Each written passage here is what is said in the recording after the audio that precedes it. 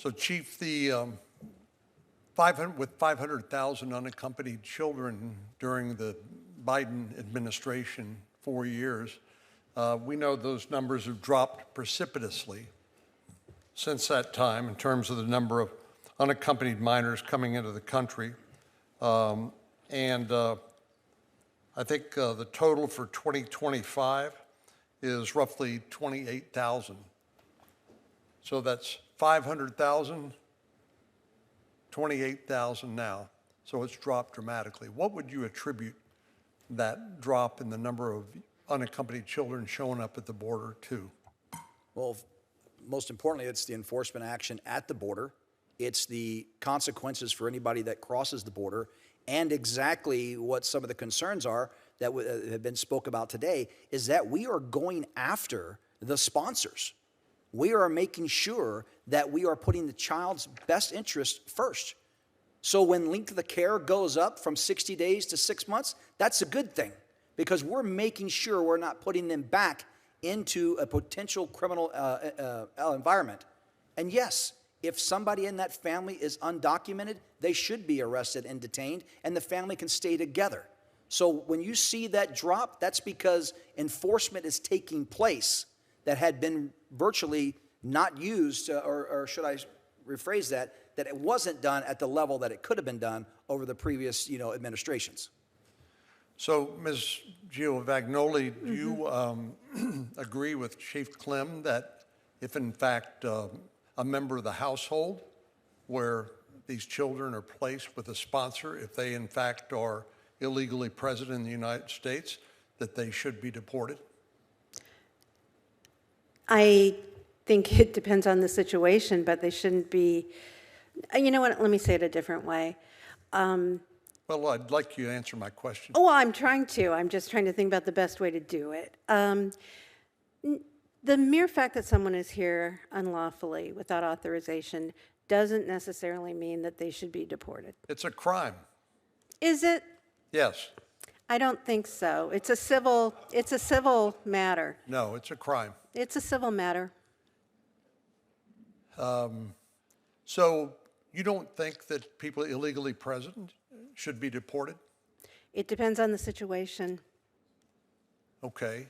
Well, is that why while you worked for the Department of Health and Human Services, and that you did not seek to vet the other members of the household where these children were placed?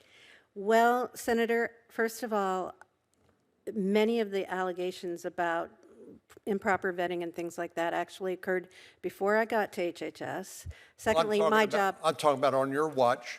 Did you see children placed with sponsors in households where the other members of the household were unvetted?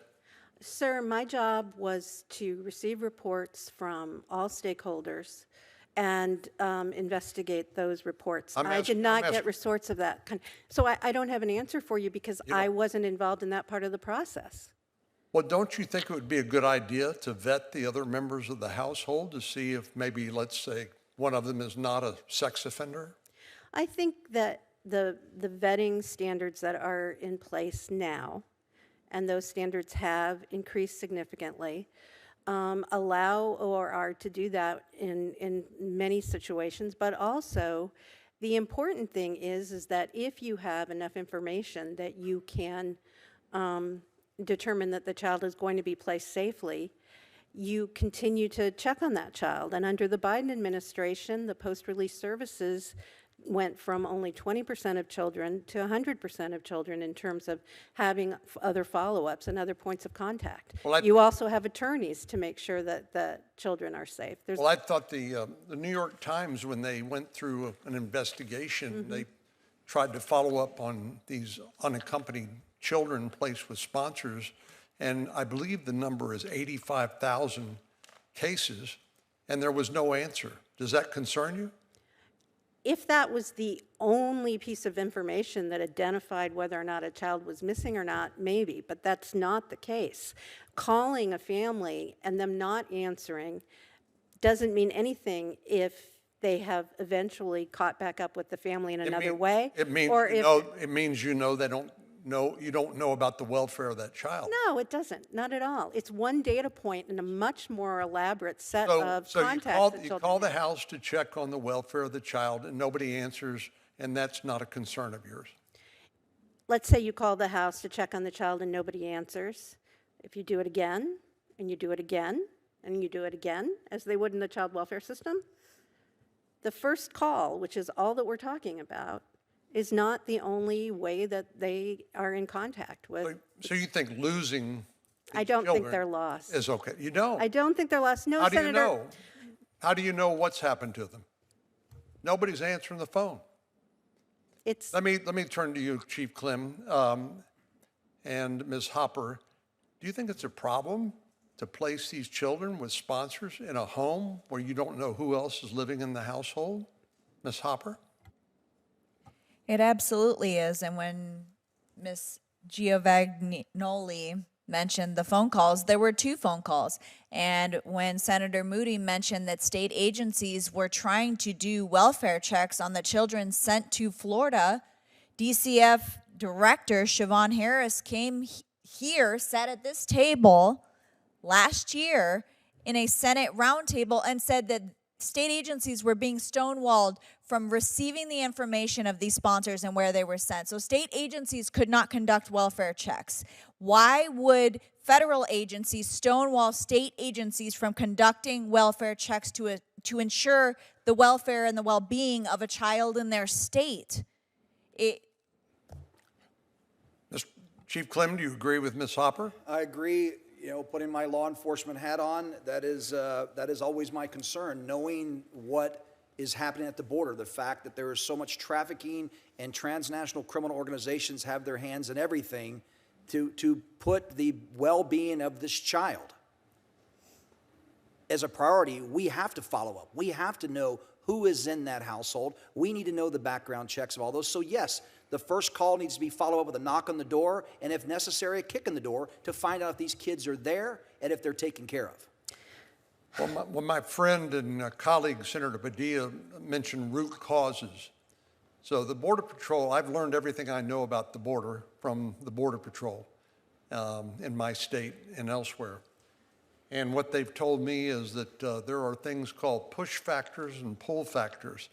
In other words, the push factors are things you would expect: poverty, violence, maybe a desire for a better life, something we can all identify with.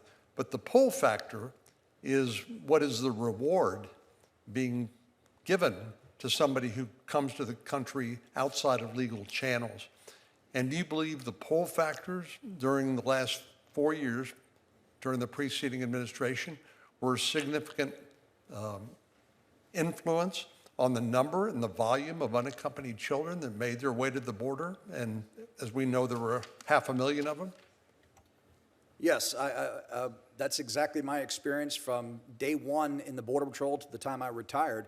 When we have policies that incentivize a catch and release or a quick release into the country, that is a pull factor. It's what I mentioned earlier, that the transnational criminal organizations are watching and listening to everything we say. So they're changing their business model on what we're doing here. So when we stand strong and enforce the law and hold people accountable and give consequences, we see that reduction at the border, and the numbers show that.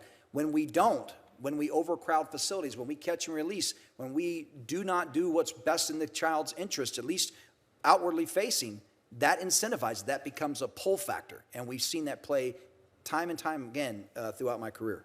So if you're truly concerned about the welfare of these children, it strikes me as one of the most important things you can do is enforce the law, secure the border, and discourage people from coming in the first place. I agree, and that's what we're doing right now, as I mentioned in my opening statement, how we have special agents responding to the field where these encounters are happening to make sure that we can mitigate any criminal activity right then and there, so we can start right off the bat that we're reducing the likelihood of this child being trafficked and placed in the harm's way when they're ultimately released from ORR, or if we are able to repatriate them back to their country. That's what law enforcement does.